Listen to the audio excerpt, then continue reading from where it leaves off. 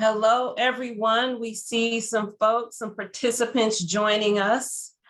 We'll get started officially in a few minutes.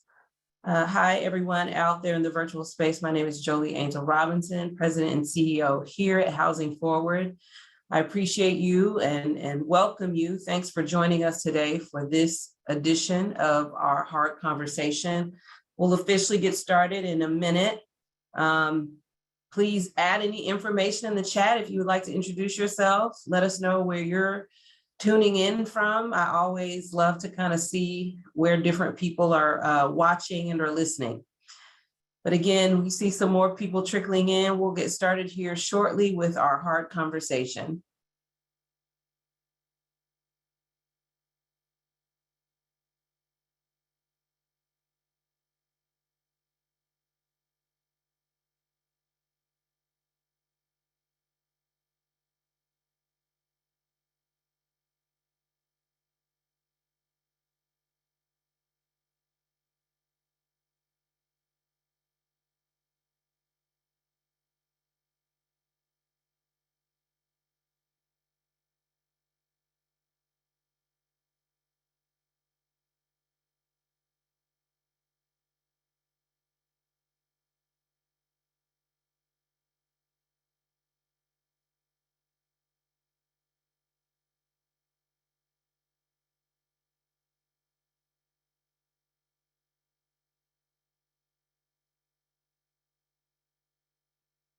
Again, welcome. We'll get started in just another minute as it looks like we have some additional folks that are joining us. I apologize. I told you to introduce yourself in the chat and you cannot do that. Well, thank you anyway. I know that you are watching and tuning in from a bunch of different places. Happy you're able to join us. So thank you. Thank you. Yes, it's been disabled, so unable to introduce. I see you.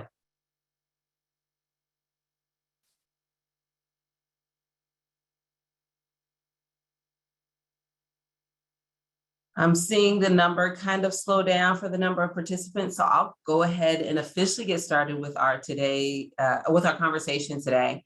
Welcome, welcome, welcome everyone out there. Happy Friday to you. My name is Jolie Angel Robinson. I'm the President and CEO of Housing Forward.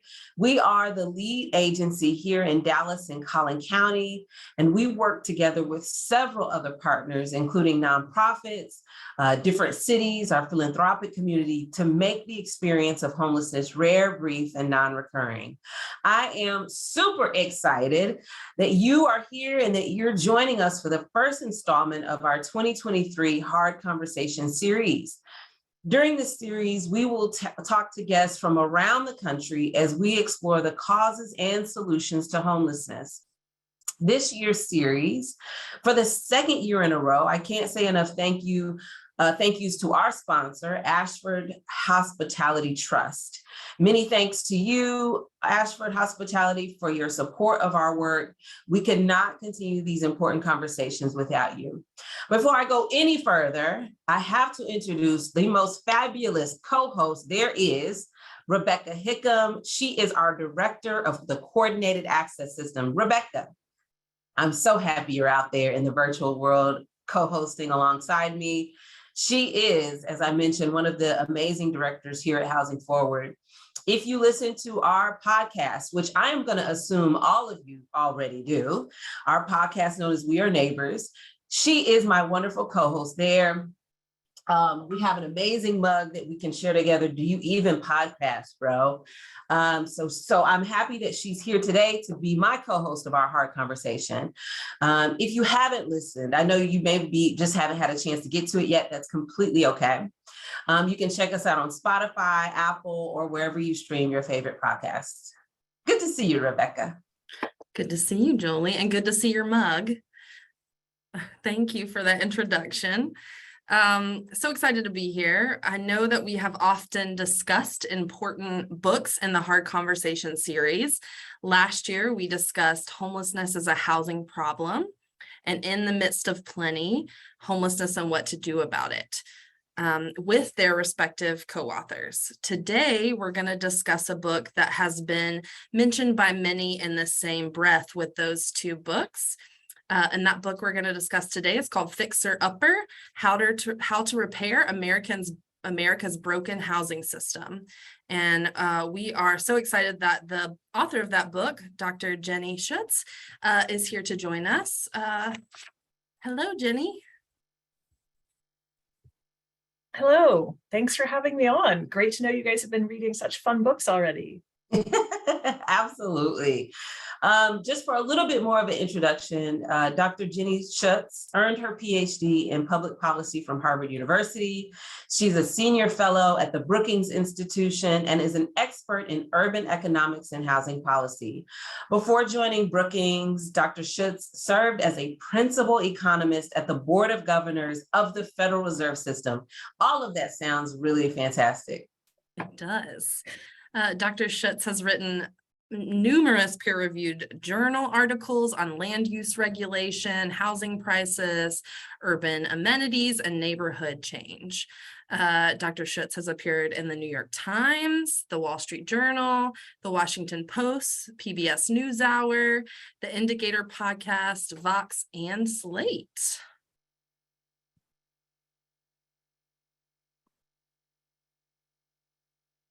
Okay, there you go. I found my mute button just in time. Thank you for all of that tremendous work. I mean, that is quite impressive. And thank you, Jenny, for not only writing this important book, but for joining us today. One of the most important reasons we read and are discussing this book, we read and are discussing this book, is because we know that housing is the solution to homelessness. So I look forward to unpacking the themes and nuggets you provided throughout your book on housing. Before we continue, everyone, I know the chat is disabled, but we are using the Q&A feature. So we want to be able to answer some of your questions at the end of our discussion as time allows. So please don't hesitate as we're going along in our conversation today to add your question in the Q&A section, and we'll be sure that we get to it at the end of our conversations. You'll see that Q&A section at the bottom of your screen in that menu bar. So let's dig right in. I love the way the team has kind of structured our conversation today. We're going to kind of take it chapter by chapter. And this book really builds upon itself chapter after chapter. So Dr. Jenny, the title of your book is Fixer Upper: How to Repair America's Broken Housing Systems. And from your perspective, what is broken? Let's start with that. What is broken within our housing system? Sure. Thanks so much for having me. It's great to be here and talk with you. I know you guys are going to know a lot of the background for this already. So the two biggest problems that I want people to understand and think about with this book are, first, our housing production system, which is really broken and has been for quite a while. And then second, the way we provide support for low-income households. So if we take the first one, we essentially just haven't been building enough homes to keep up with the demand created by population growth and job growth for about a decade across the country. In the Great Recession, you probably remember, we stopped building homes altogether for a couple of years. People couldn't qualify for mortgages. A lot of people lost their jobs. We lost a bunch of our construction workforce. So we just stopped building homes altogether. It took us quite a while to ramp back up. And before the pandemic, we were just barely getting back to the levels that we were at in the early to mid 2000s. So we're about a decade in the hole nationally. And some of the estimates are that we need maybe 3 to 4 million housing units across the country just to make up for all of the new households and all of the population growth. It's much worse than that, though, if we zoom in on some of the highest paid job markets, some of the most expensive cities. Texas has actually been doing better than the East Coast. So I live in Washington, D.C. We haven't been building enough homes for more like 20 years. And if you go to California, they haven't been building enough homes for more like 40 years. So there are places in the country where the deficit is even worse. And just, there literally are not enough homes for all the people looking for a place to live. The second problem, which is particularly relevant for thinking about solutions to homelessness, is that everywhere in the country, the poorest 20-25% of households can't afford to pay for market rate housing without some kind of a subsidy. And this is just because people's incomes are too low. Incomes haven't kept up with the cost of living. Even before the current inflation problem, people just don't earn enough money to pay for the minimum cost of renting an apartment. And the way to fix that is to give people money or give them vouchers or some sort of subsidy to help. But we have also made a policy decision not to provide support for most low-income households. And these two problems make each other worse. The places where housing is scarcest, it is hardest to find housing and it costs the most to provide people with some kind of a subsidy. But everywhere in the country, we are really facing a deficit of units and not enough support from the government. Thanks, Jenny, for outlining kind of what's broken in our housing system. And I working in the homeless service system, I often wish that I had a magic wand and could fix it. And so let's say that we do have a magic wand and could start over again. What would a well-functioning housing system look like? Sure. In some ways, a well-functioning housing system would look more like the markets for other kinds of goods and services, in the sense that when demand for something increases, we build more of it.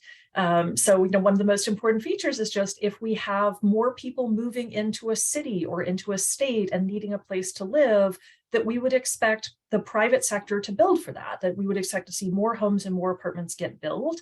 If we think about kind of at a spatial level, the neighborhoods that have the highest demand for housing should be adding to the supply. And that's one of the really key features that right now, a lot of the most desirable places build almost no additional housing at all. They've essentially frozen their supply.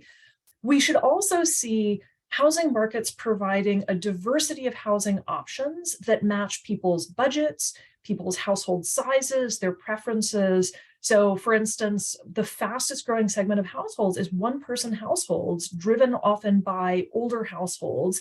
And yet we don't actually add nearly as many small housing units as we need. So we have a mismatch, not just in the number of units, but often in the price of units, in the size, and in the location, where the supply just isn't responsive to what people want.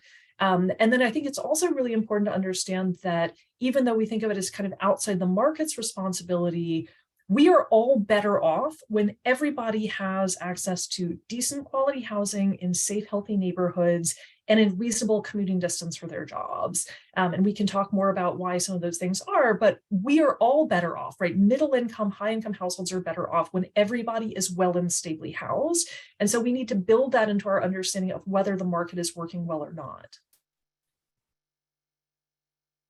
I really appreciate it. Every so often you'll see me put my head down. I am a ferocious note taker. And so you said a line there that, a lot of conversations that I'm in is around the diversity of housing options, which is really, really key and important. So thank you for lifting that up. Our housing systems, though, as you mentioned, there is a lack of diversity of housing options. Our housing systems have benefited whole generations, right? We can't also take away from the fact that it has been a wealth building tool for entire generations and families, but not everyone has had access and or opportunity to fully realize those benefits, whether through historical policies that discriminated against people or simply the nature of credit and financing. Think about redlining. Many of us have talked about redlining, talk about like loans and people not having the ability to go after some of the mortgage loans. And many might say that we should just let the market continue to operate as it has. But how might that approach continue to widen the wealth gap? Yeah, I mean, one thing I think we should recognize is that housing markets are very regulated. So there are lots and lots of housing policies, many of which operate kind of in the background, and we sort of take them for granted. But some of the policies that we have in place actually make it harder for markets to work well. So we think, for instance, of the mortgage markets, that when you want to buy a home, you can go into a bank or call up Quicken Loans and ask for a mortgage and take that out. The entire mortgage system exists the way it does because the government has created it. There's been a lot of thought going into creating Fannie and Freddie to create a stable mortgage market, but that also has not been done equitably. And we know that it's actually, until pretty recently in our country's history, it was legal just to turn people down for a mortgage, deny them credit, to deny them being able to buy a home based on race, ethnicity, family status, and other characteristics. So we have created a lot of disparities in our housing outcomes through policies.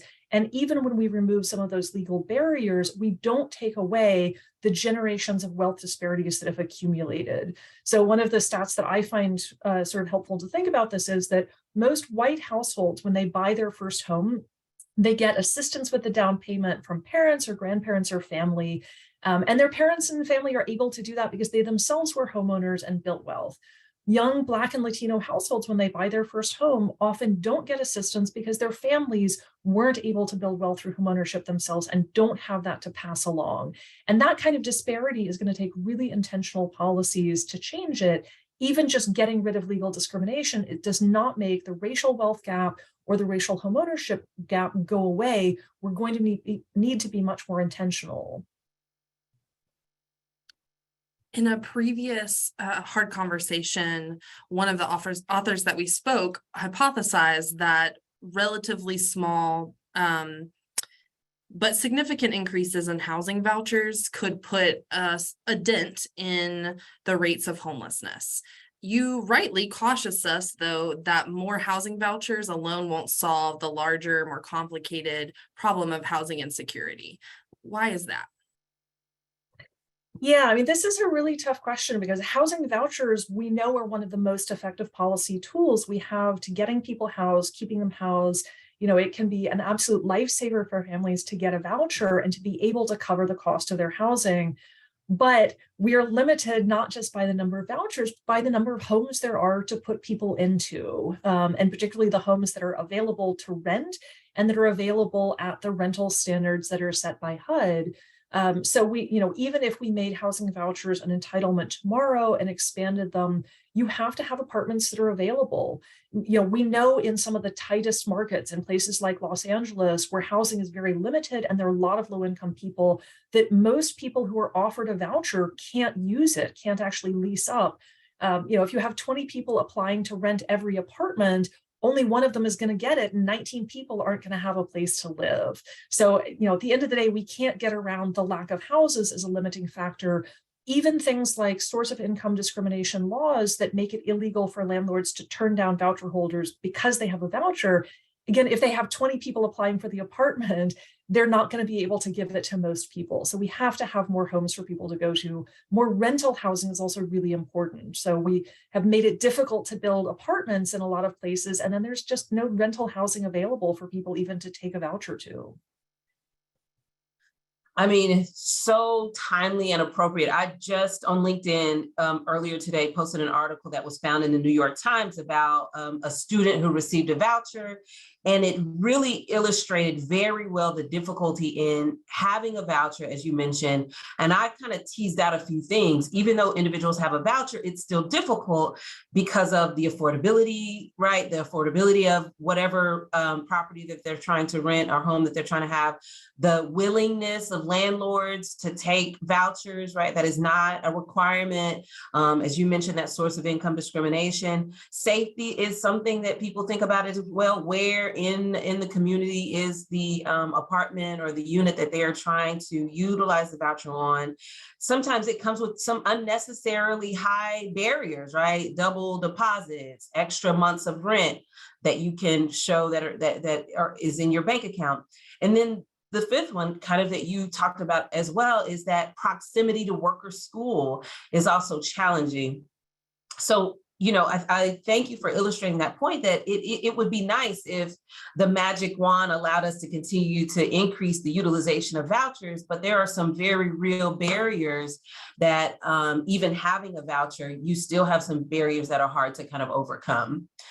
So thank you. And thank you, team. We have that in the chat to share that New York Times article. Moving on to kind of chapter 2 and some of the things that were teased out during that. Build more homes where people want to live. Loved it, right? Really simple to understand and kind of gets to the point. And it does really sound simple, but why don't we simply do just that? Build more homes where people want to live.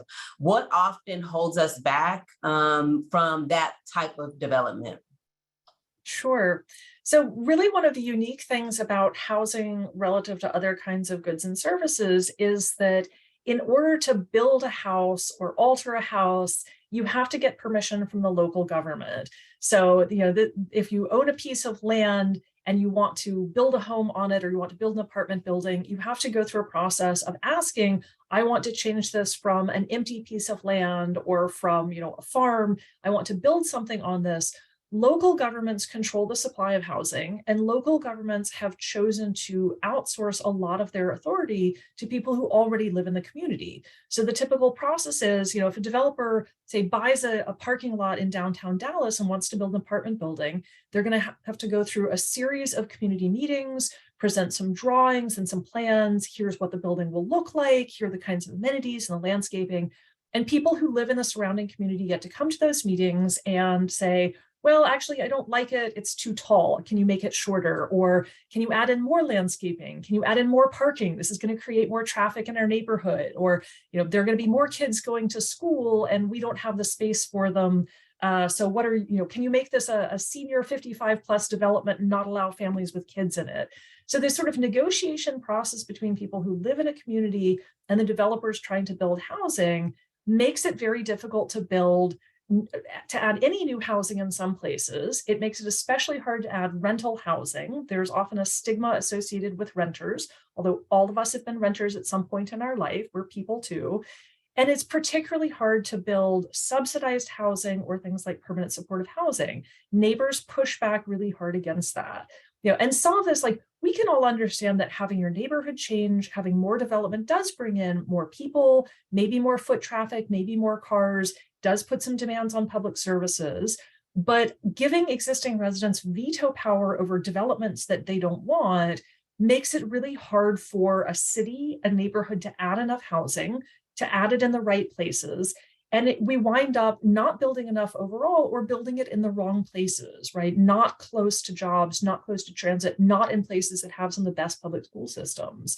So we have really given an enormous amount of power to existing community residents, who then are allowed to veto people coming into their community. And that creates some really enormous costs that all of the rest of us have to bear.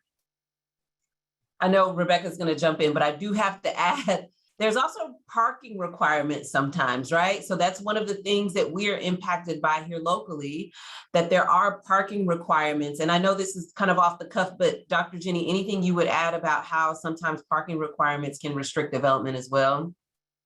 Yeah, parking is actually the secret weapon against new housing, because it adds costs. I used to teach real estate finance, and we would give the students an assignment every year: take a piece of land and describe what you would do with it, and then do the math to figure out how to make it work. And parking, it turns out, is really expensive. So surface parking takes up a lot of space, which reduces the amount of space that you can build for rentable units. If you want to do structured parking, that gives you more space, but structured parking can cost $50,000 per space.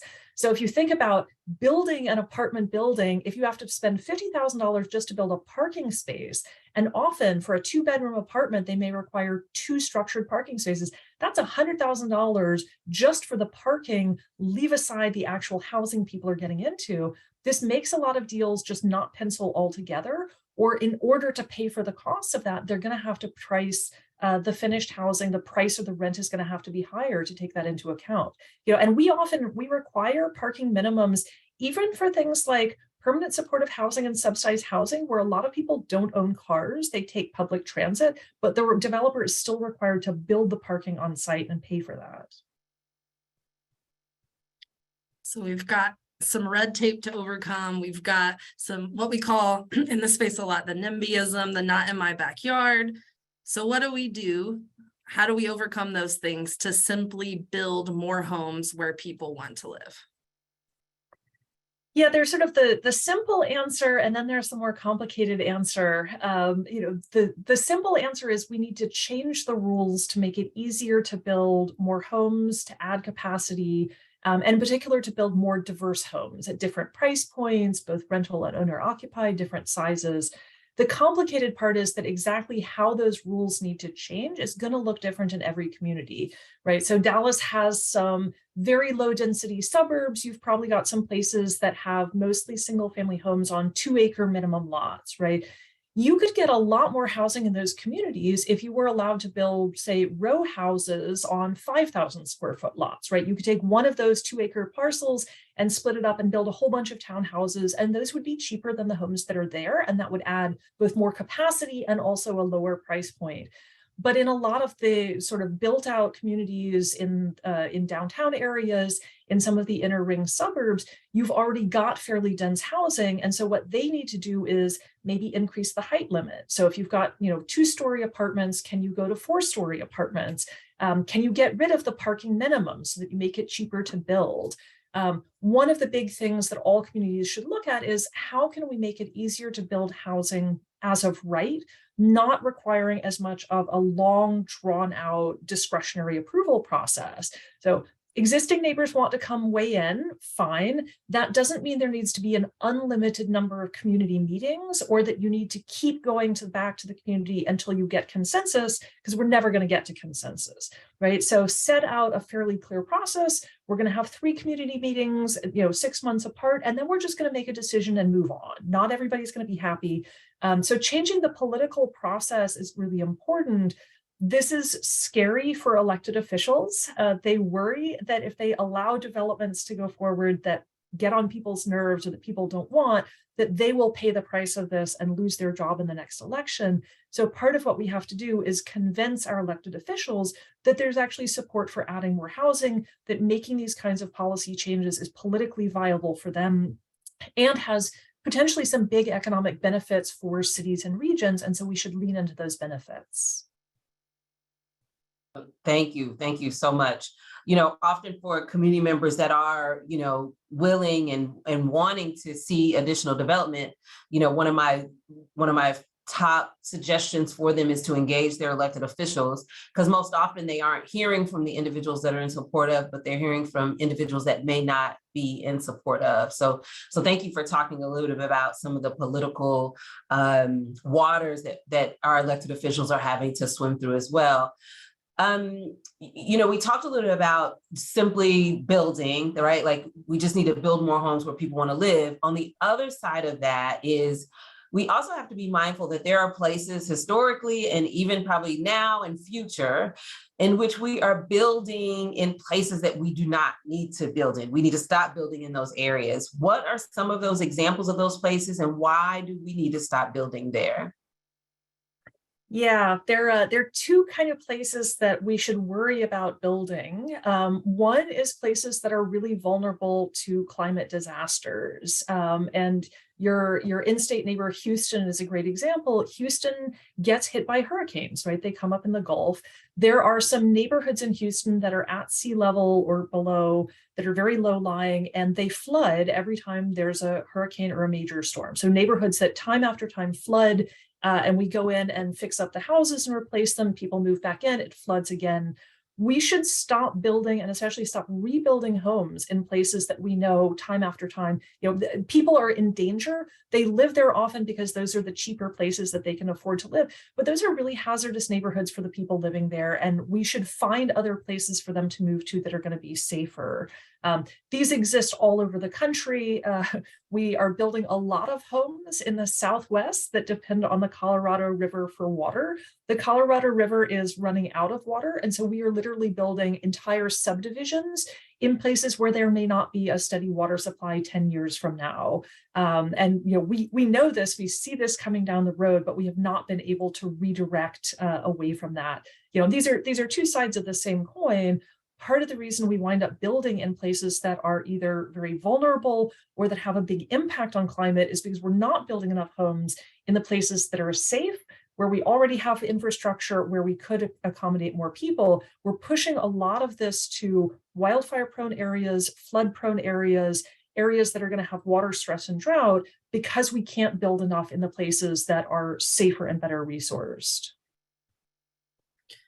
You talked about Houston a little bit and the hurricane, and this is a great example of this as well. But predictably, the ones who end up suffering the most from the wrong type of building or building in the wrong place are BIPOC. So why is that? Yeah, I mean, it's not a bug, it's a feature. People who have really limited resources, limited wealth, limited income, live where housing is cheap and land is cheap, and that tends to be places that are more dangerous. Houston, New Orleans, we also see this is true. Florida is kind of an unusual place because Florida has a lot of expensive second houses in really vulnerable places, but areas like the Florida Panhandle also wind up having, for instance, a lot of mobile home parks are located in places that are really vulnerable to climate.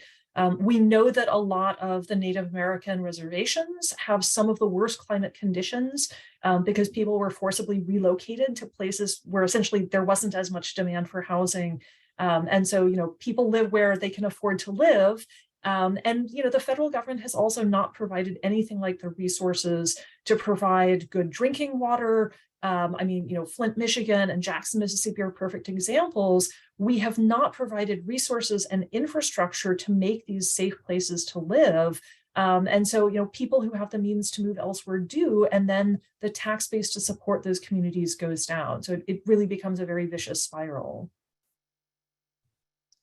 Absolutely. And if you caught the term that Rebecca used, BIPOC, that is Black, Indigenous, People of Color. It is an acronym that has has moved forward in our community over the past several years.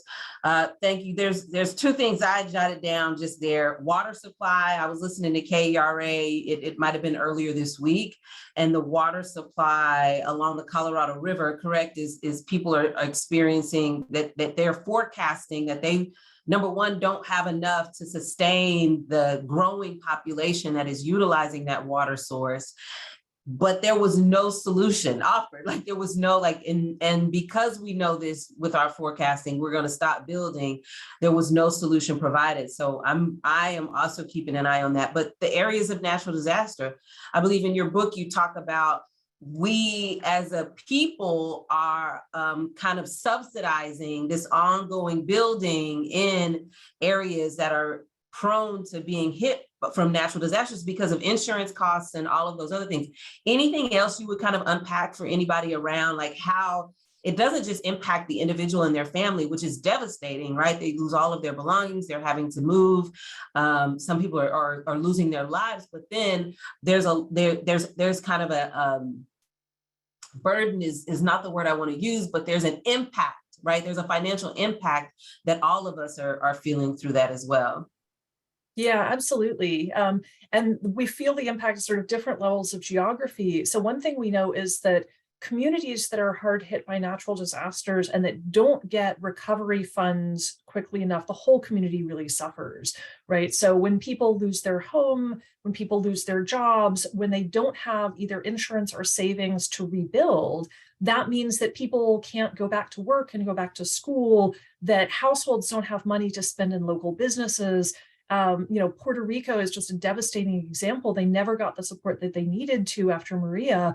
Whole communities are really struggling to rebuild and to stay physically and financially viable. But even at the national level, we sort of forget that after a big storm happens, there are a variety of different federal funds that come in to help. So FEMA, the Federal Emergency Management System, comes in and provides temporary shelter, and then we'll provide funding for people to rebuild their homes.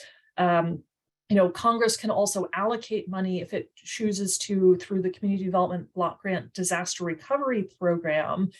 They very often will only provide you with funds to rebuild your house if you rebuild in the exact same place, even though we know that many of those are places we should not be rebuilding. So our federal tax dollars are going to pay to rebuild people's homes in places that we know are likely to have damage in the future. And we know, for instance, with flooding, there are many homes that flood multiple times and they get a payout from the federal government. They rebuild in the same location and then they flood again and they get another federal assistance. So we really need to be thinking strategically about how do we take our disaster recovery, instead of doing this reactively afterwards, how do we plan in advance, help identify the most vulnerable communities, give them the option to move someplace else, including moving whole neighborhoods. So you can take your social system, your family with you, move whole neighborhoods and communities to places that are safer before they get hit by the disaster so that we aren't picking up afterwards, and in the last minute, trying to figure out where to move people to. Absolutely. Most of the natural disasters that we see are recurring, right? And we kind of know the pace and the cadence of when those happen. So thank you for offering that.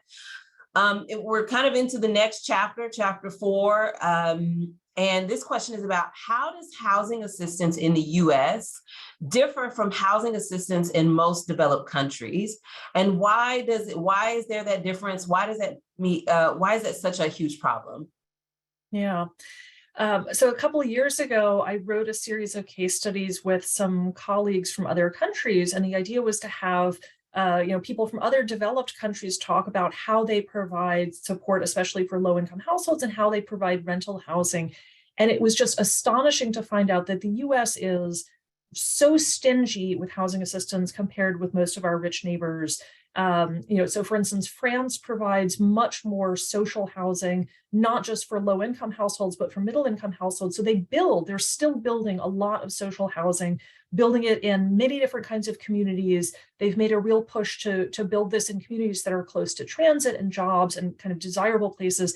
And they pay for this, right? There's essentially kind of an insurance system, a tax on major employers that provides federal funding to keep building and maintaining more social housing. So low income and moderate income households have a place to live that is always going to be, rent restricted. In countries like Germany, low income households automatically qualify for a top up of income to pay for housing costs. And this is not contingent on budget set by Congress. It's just everybody who has a low income qualifies, you get the cash. This just shows up in your bank account every month, you're taken care of. And it was really shocking talking to my colleagues in these other countries, and they couldn't believe that the US doesn't provide an entitlement to housing assistance to all low-income households. So in this country, we are limited, vouchers are limited by their allocation from Congress. Public housing, we haven't been building any additional housing since the early 1980s, and in fact have been taking down units. Low-income housing tax credit is our main production vehicle. That's very expensive, it's very slow, and there's nowhere near enough to go around. So these are our sources of assistance, and only about 1 in 4 low-income households gets any kind of subsidized housing. Other people are left to double up, to live in unsafe and unhealthy housing. They might be living 2 hours away from their job and commuting. And many of them are housing insecure. They're spending more than half of their income on housing. They're forgoing food and medicine and other necessities. So we have a lot of people who are in very precarious positions, some of whom then become homeless as well. And this is terrible for the communities we live in. This takes a terrible toll on families, on people's physical health, their mental health, on children's development. So we are really cutting ourselves off, from providing good assistance and good living situations for an awful lot of people. I love hearing the differences between what some of the other countries do to us, especially hearing that word entitlement can be such a bad word here. So you say that there were, in your book, you talk about several low-income housing options that were popular in the 19th century that were then outlawed in the 20th century. Can you talk a little bit about those and help us understand if bringing them back would help? Yeah, one of the really big differences is that until the early 20th century, there wasn't an expectation that everybody would have kind of a self-contained housing unit with their own kitchen and bathroom. And so that's really sort of the biggest difference. So, during the 19th century, when people started to move in large numbers from farms into cities, there were lots of workers who needed a place to live. And the typical thing was that you would rent a room in somebody's house, right? So maybe, a family would have an extra bedroom and you would rent that out. And then we had versions of boarding houses where, typically like women who had been married and their husband had died, but they owned the house, they would rent out all of the space in the house. So you would rent a bedroom, often a shared bedroom, and, maybe some meals would be provided as part of this. But you would be sharing essentially a house with a bunch of people. Everybody is just looking for, a minimum amount of housing. We used to do more sort of worker dormitory style housing to accommodate kind of large manufacturing plants. But all of these sort of collective ways of providing housing are cheaper than having a fully formed, new build apartment for every person or every household. Most of those are illegal. So boarding houses are illegal. The sort of more recent version, single room occupancy hotels, where you get to rent, a room that might have a half bath, but doesn't have a full bath or a kitchen. Those are illegal to build. And we've actually torn down most of the ones that existed. There's sort of some new versions branded as co-living, but they are new build and they are very expensive and actually marketed to pretty high income households. But just a sort of cheap way of sharing housing, it still happens. You can certainly go to particularly a lot of immigrant neighborhoods and you will see a bunch of roommates who are sharing a house or an apartment. Often they're in violation of the lease because there are too many people living in the unit, but that's the only way people can afford to find a place to live. We shouldn't make that behavior illegal. We should make it easier for people to do. Amazing. As you were talking earlier, I love the housing conversation. I could totally stay in that space for a long time.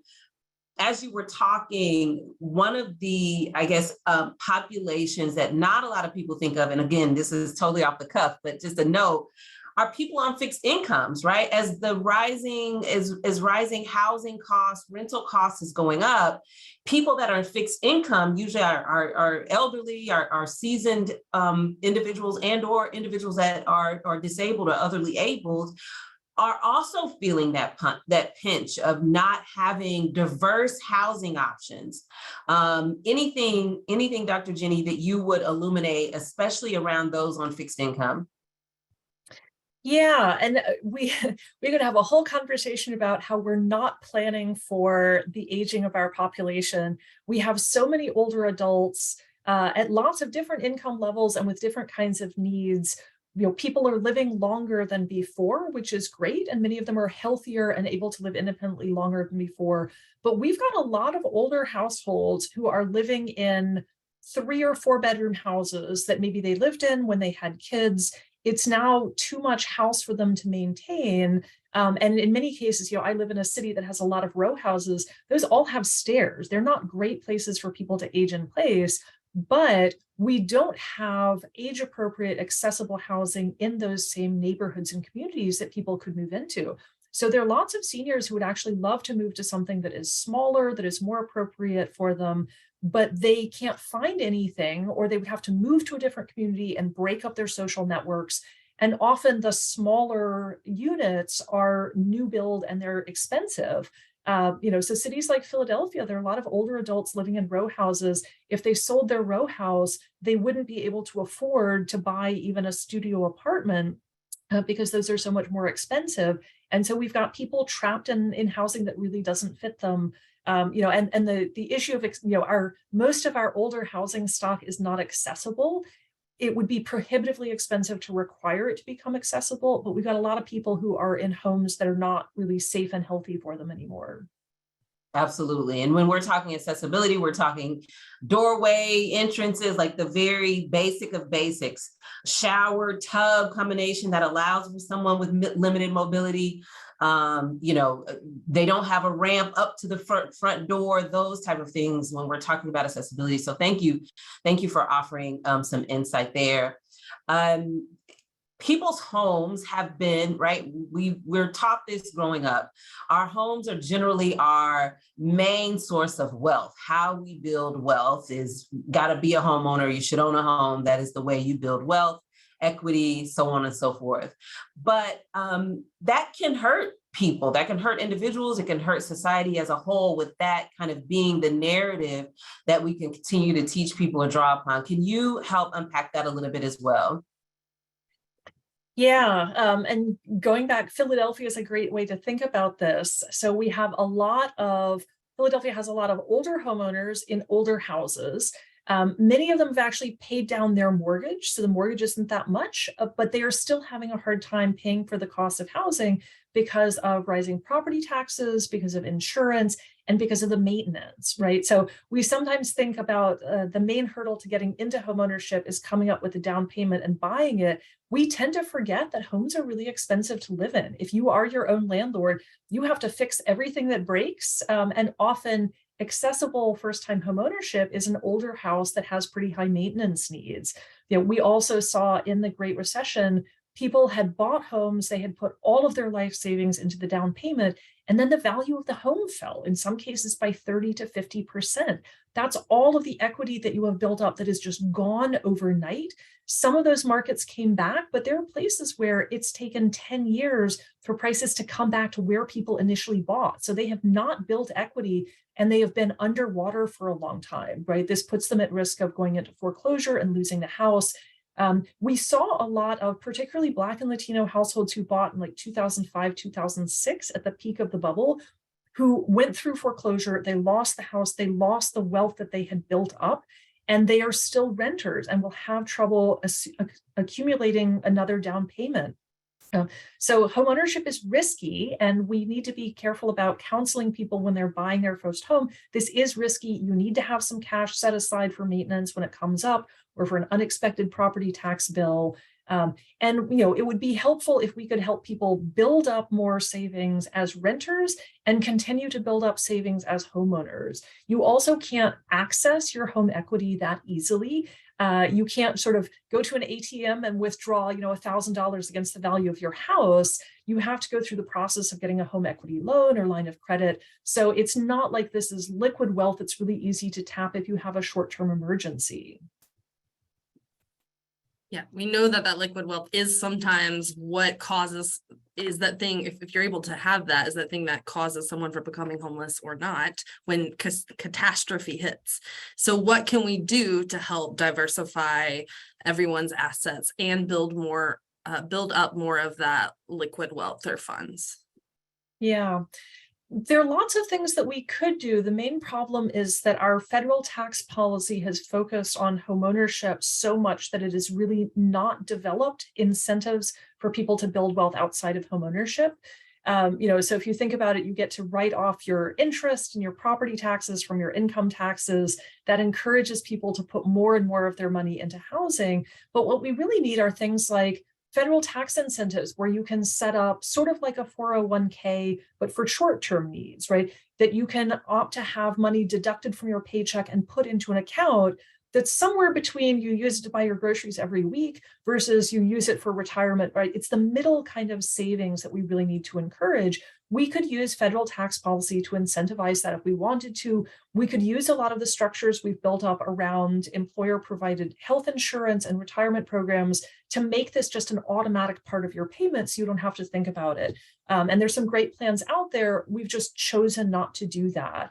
For low-income households, I think we also need to seriously talk about things like individual development accounts, child development accounts, which are sometimes called baby bonds, for people who have no wealth and no savings. Giving them a small amount and helping them to invest it and to set it aside is the only way to get them started on the path of building assets. Even some programs like HUD's Family Self-Sufficiency Program, helping people to accumulate a little bit of wealth in a designated account that they can go with them. It's a lot of setting up this sort of architecture of little financial nudges, some tax incentives, some direct subsidies. Once people have a little bit of wealth, it is easier to build more. But if you have no savings and you're spending every penny in your paycheck just to cover your basic needs, you're not able to get on that. And that puts people at a lot of risk.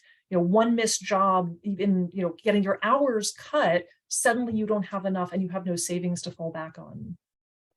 I just read an article that said that over 50% of Americans don't have enough in their savings to cover $1,000 emergency.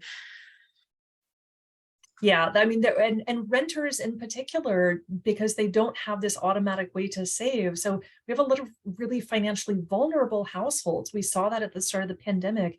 People have nothing in their savings account, and any kind of disruption to their income is just catastrophic. I was gonna mention the pandemic, right? Like, no one was prepared for that. If you had a savings, or if you had, a way that you could draw upon the wealth or the support system of your family, you might have fared well.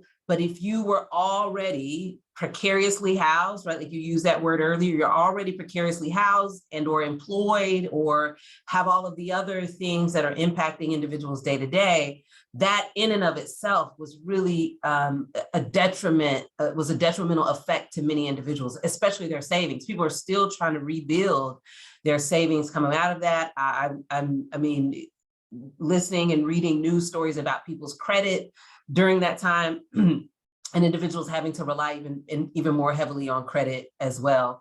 You talk a little bit about taxes, right? We love the tax conversation, but tax policies distort housing.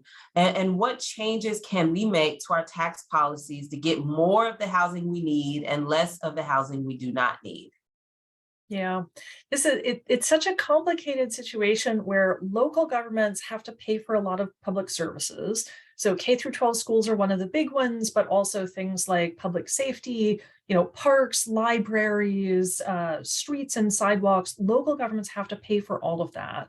And they have limited ways that they can raise funds. In most states, property taxes are one of the key ways that local governments raise revenue. And it's not a crazy idea. So you tax people's homes or the land that businesses own, use that to pay for things like the services that people who live and work in your community provide, right? That actually works reasonably well. But what it does do is create incentives for local governments to be picky about the kinds of new development they allow. So if you are looking at a proposal for either a bunch of studio apartments that are, would sell for $200,000 or a bunch of big single family houses that would sell for $800,000, the higher valued houses bring in more property tax revenue per unit of housing that gets built. So local governments are often leaning towards, well, let's use our zoning to, prefer expensive big homes, because then that brings in more revenues that we can use to pay for our public services. The part that they're forgetting is that big houses bring in more families with kids who go to school. Studio apartments often bring in families who don't have kids, and so they may be cheaper on the public services. But there's really this bias towards screening out lower valued homes and especially subsidized housing because of a belief that it doesn't pay for itself. One of the distortions too is that we fund so much of this at the local government level. So the city, the town, the county, and really what we need is for the entire region to have housing that suits workers at a wide range of incomes. In metro areas like Dallas, where you've got a lot of small bedroom communities, the bedroom communities don't want commercial development because the residents don't like the traffic. The affluent places don't want workforce housing or moderate income housing, and they just hope somebody else is going to do that, right? So like City of Dallas will build all of the apartments for workers. They may come and work in our community, but they can't live there because we only allow big expensive single family homes. So it would be helpful if we did more funding of services regionally, and sort of sharing some of the resources between wealthy and less wealthy communities, and thinking about the needs for our public services and infrastructure, including affordable housing, which is part of our infrastructure, right? We should be thinking about making sure that that's provided regionally, funded regionally, and available in all parts of the region. But it's really hard with the way we have our structure of local government set up. They don't work that way. They're all setting their own taxes, paying for their own services, and not really cooperating with their neighbors. I'm sorry, that's why Rebecca is such an amazing co-host. I think two things, because I'm also kind of seeing some of the questions around solutions. There's two things I've heard of: tax abatements, right? Local governments using tax abatements as a potential way, a solution. Community land trust, right? That's also a way that I know that some areas and neighborhoods and communities have really tried to think about solutions, so that that people that might be impacted by rising property taxes, if there's a community land trust that's there. Dr. Jenny, anything that you would add about tax abatements or like community land trust, those possible solutions? Yeah, community land trusts have worked really well in some places, but they're hard to scale up. So they work best as fairly small scale solutions. And they tend to work best in places where land is not that expensive, and where housing prices don't fluctuate a lot. So it's more attractive to be part of a community land trust and have some caps on the appreciation if it's not a fast rising area, but there's sort of limited demand for community land trusts. And so it's hard to grow those. Property tax abatements, the one that's most typically done is for older households. So seniors in many places, long-term older homeowners can usually get an abatement of their property taxes so that they're not displaced. That can be helpful for an individual household. It's sort of putting things off till farther down the road. And again, some of what we need to do is be helping seniors move into homes that are financially a better fit and physically a better fit for them. So it's kind of delaying a difficult decision.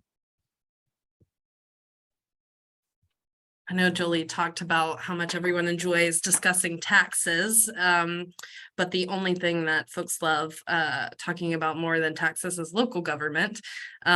Jenny, we at Housing Forward work in 2 counties, and each of those counties have multiple local governments. So how does that fact alone hamper adequate and equitable development? And is there anything that we can do to solve that? Yeah, there's sort of 2 things that make it really difficult with doing everything at the local government level. One is that there are just enormous differences in the capacity of local governments. So I used to live in Los Angeles. The city of Los Angeles has a city planning department with something like 400 full-time staff. So they've got a ton of people, and they've got a housing authority, and they've got a housing department and community development. So they've got a lot of people thinking about what is the quality of our housing? What do we need that we don't have? How can we create kind of, financial programs to help first-time, like they've got a lot of staff to think about creative ways to accomplish their goals. But then there are a bunch of really small communities. Some of the small communities are pretty wealthy. And so they're actually, they may not have a ton of staff, but they also don't have a ton of needs.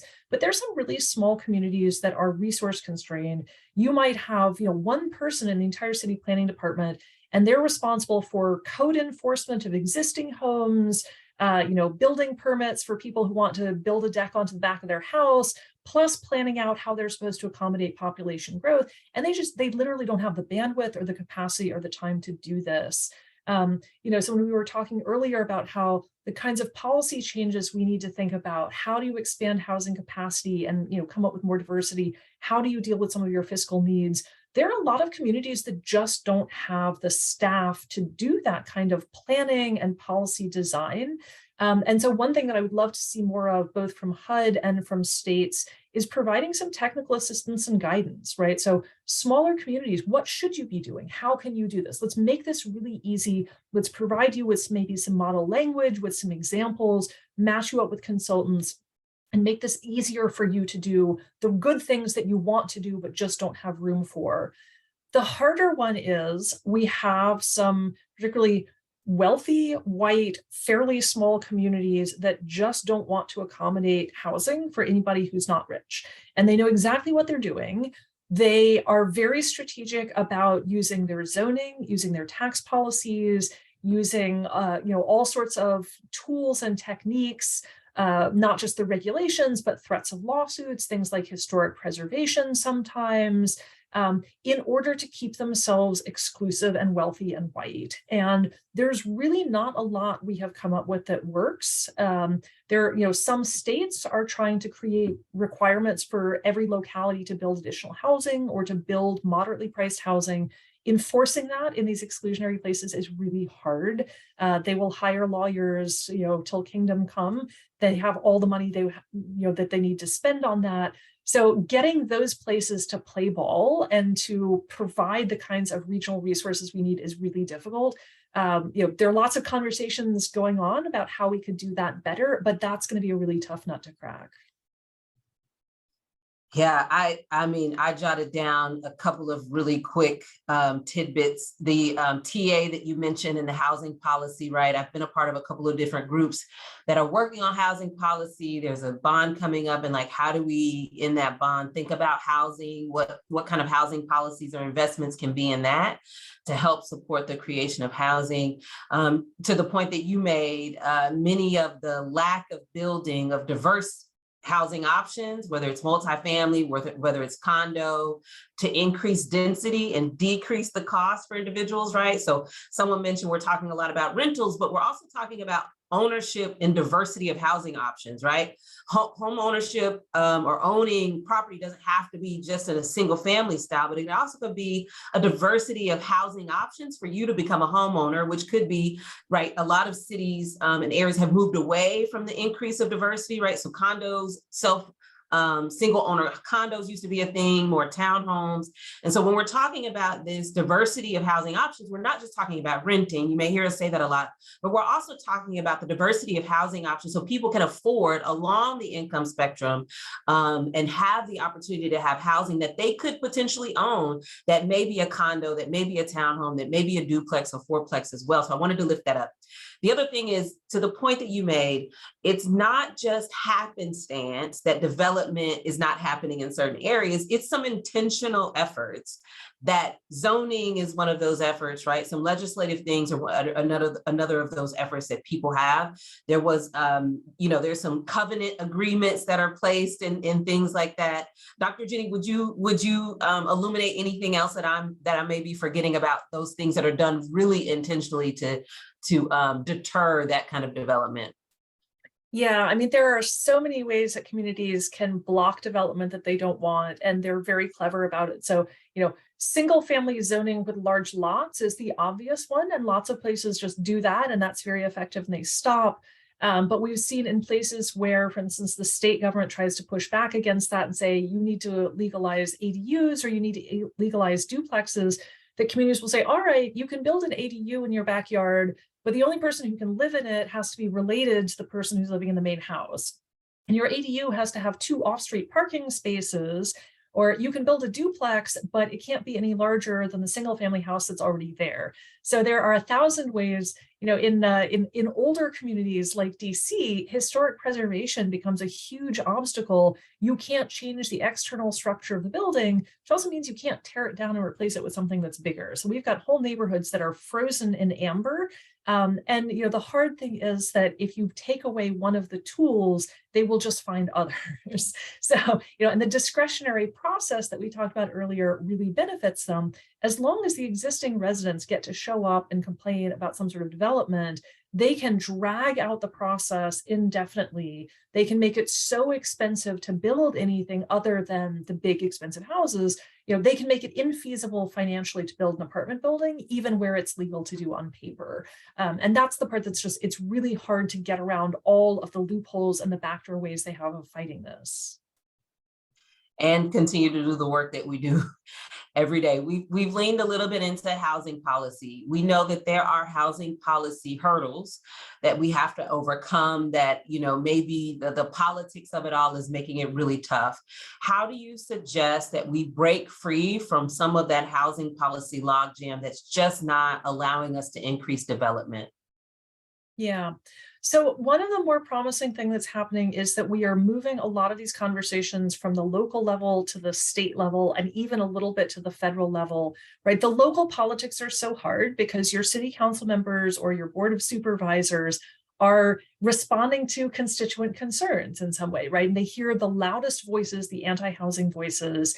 And so moving some of this up to the state level, things like state mandates that you have to legalize ADUs and duplexes, right? That can actually take some of the pressure off the local elected officials.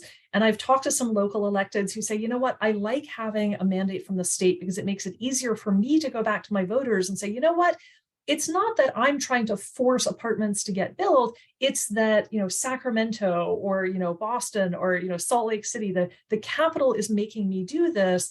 We have to do our part and comply, or they're going to take away, money for infrastructure that we really want. So the state can be really helpful. I will say that in states like Texas, the city, suburban, rural politics in the state legislature are sometimes really tricky. So I don't know how, you have to balance the state can be a helpful partner or it can be a not helpful partner. And that is really a state by state consideration. The federal government is getting more engaged. So the new infrastructure law has competitive grants for communities that want to build more housing around transit, that want to do more kind of walkable urban development. and build in amenities and retail, there's some grants to help do that. There's some planning grants, there's some incentives, particularly around doing kind of better development of infrastructure tied in with housing. So I think those are fantastic starts.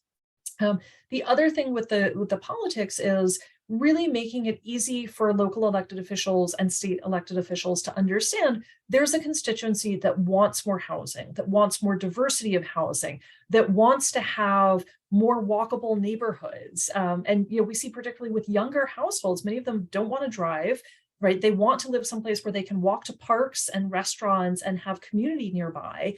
That's a constituency that would benefit from changing a lot of these rules.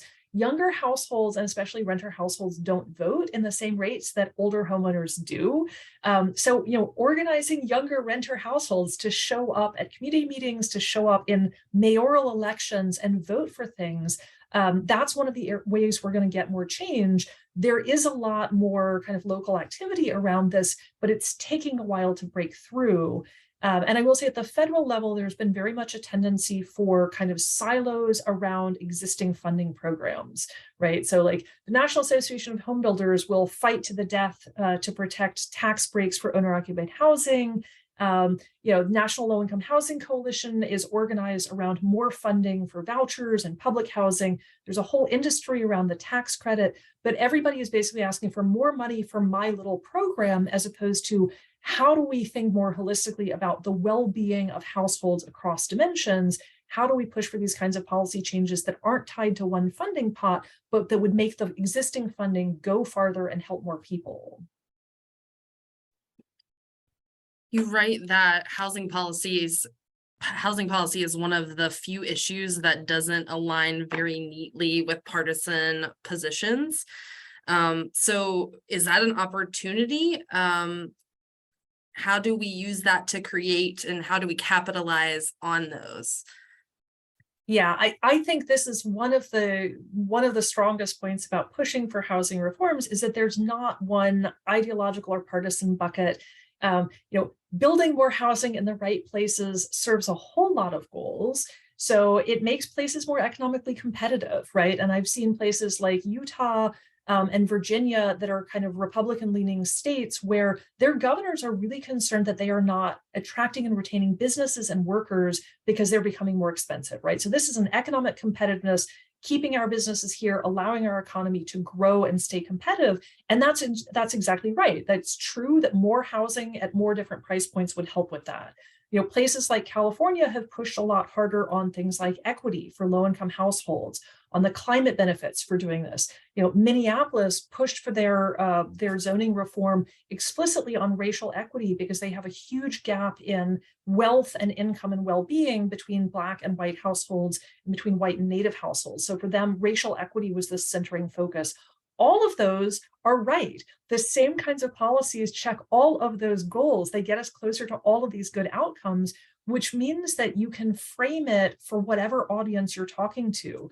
I find it really interesting that Montana and Utah are pushing hard at state level zoning reforms. Those are very red states, but those governors and those state legislatures have really embraced the economic competitiveness and to some degree sort of, letting property owners have more flexibility to do what they want to with their own land.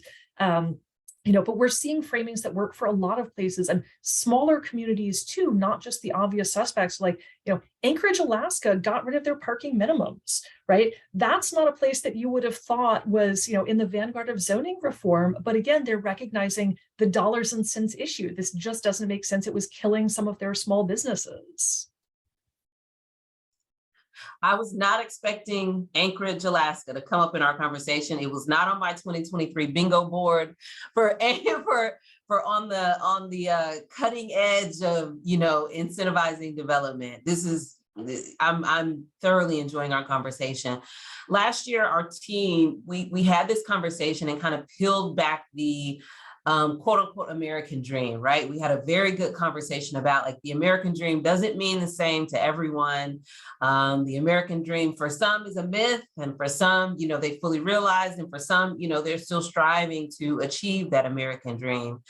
How would you talk about redefining it? How would you talk about updating that American dream, and why? Why do we need to do that? Yeah, It's kind of amazing that we still have very much this idea of the American dream is the 1950s version of a nuclear family buying a single family house with a yard and white picket fence in a suburb, right? There's all residential suburbs and all identical houses. And that's just not what most people want today of the communities they live in. So one of the things that we know about younger households is that they are much more interested in living places that are more walkable, where you have this integration of kind of neighborhood retail and commercial and parks and homes. And to get that, you have to have a denser area. People are more interested in living close to public transit and having those other options. Financially, the single family house in a yard is not going to be an option for an awful lot of people, particularly younger households kind of getting into their first time home. They don't have the down payment, or in order to buy that house, you are way out in the exurbs, you are 2 hours, and then you're spending all of your time commuting to and from work, and you don't have time to spend with your family. So people are really asking for a diversity of options and lifestyles, right? And that's great, right? For some people, the single family house with the yard is still going to be what they want. And we have a lot of those, but what we haven't done is provide enough other options. So Jolie, you brought up earlier the option of condos as first-time homeownership. If you live in one of the bigger cities that's pretty dense, where there's vertical living, a condo is a great option for a first-time home buyer. It gives you some stability of housing payments, but still allows you to live in this walkable neighborhood that you want to and be close to things, right? We should have more of those things, like a row house that has small outdoor space, and then you're down the street from a park. Right? Families with kids often will tell you that the suburbs are actually really isolating because kids can't get themselves around. This requires parents to drive them everywhere, right? Live in a neighborhood where the kids can walk down the street with their neighbors and go to the playground and there are other kids around. That's actually really family friendly in a lot of ways. Multi-generational families. Lots of people don't want to live, just the nuclear family. They want to have a neighborhood where maybe, nuclear family lives together, but, grandparents and cousins and neighbors are all within walking distance, or even in something like a shared fourplex. So we really just need to make it, lots of different kinds of families. People should have different options at different stages of their life, right? People at different incomes should have a chance to live in a community that feels appropriate to them. And not everything is going to fit into the 1950s box. I love that idea of redefining the American dream. And I'm happy. It was really exciting to hear some of how we can do that. I think you've talked a lot about and established the housing problem, but what are some encouraging develops around the politics of housing policy, and how do we spread these across the country? Let's end on the encouraging words. Yeah. So the great thing is that there is so much energy right now about rethinking our housing problems and recognizing that this is not about individual people and families trying to solve their budget, that this is a collective problem, it's a collective need, and we're going to need collective action and policy changes to get there. I was really encouraged in the 2020 electoral cycle. Every single one of the Democratic presidential candidates had a housing platform and talked about the need to build more housing and tackle zoning reform. We have literally never in my lifetime had that conversation in a presidential campaign. The fact that we are seeing this in states across the country, in not just in the Californias and New Yorks, but in a lot of the other states as well. We are seeing this in a lot of our smaller communities, places like Gainesville, Florida, has embraced more missing middle housing. There's more conversation about this than we have ever had, and that's really important. It's breaking through from just sort of the housing policy wonks to more conversations around dinner tables, more conversations in local community meetings. We're starting to see more places actually pass some of these zoning reforms. We're starting to get more information back about what works and what doesn't. California passed the first legalization of ADUs. It took them over a decade of tweaking the state laws before they got it right. But now they are permitting 60,000 ADUs. So this is really working, but it took them a long time to work this out. And we can learn from the examples that are working well. We're learning more also about the political organizing, the coalitions that can be helpful and work in different kinds of communities. And all of that is going to be really important to sort of taking this out into the next stage. taking this to more communities and getting people on board. This has been a tremendous conversation. I've tried my best to weave in, like as I've been looking at the Q&A, to weave in some of the questions that have been asked. So I sincerely appreciate you kind of going there with me, team, during the moment. So thank you. I really sincerely appreciate it. I appreciate the team that's working behind the scenes as well. This has been a super incredible discussion. This is just the first of our hard conversation of the year. Rebecca, thank you for being one of the most amazing co-hosts I've ever co-hosted with. Honestly, I don't know anyone else that can do it any better. So thank you. And Dr. Jenny Schutz, thank you so much for the book. It was fantastic. I hope everybody takes a read at that. We included it. Our team posted a link to that book, so you can check it out if you weren't able to read it. A lot of great information in there, research, data, policy information, and kind of the why as well. Before we close out, I do want to tease our next big event. Many of you participated in our annual point in time count a few weeks ago. We will have all of that data presented, that data and analysis presented during our State of Homelessness address coming up on Thursday, April 13th.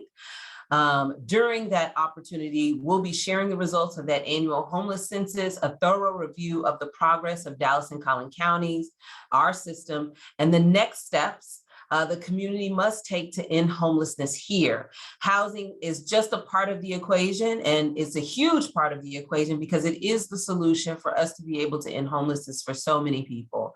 That State of Homelessness address will be held on Thursday, April 13th at 10. It will be hybrid, so people can also log in for that virtual opportunity.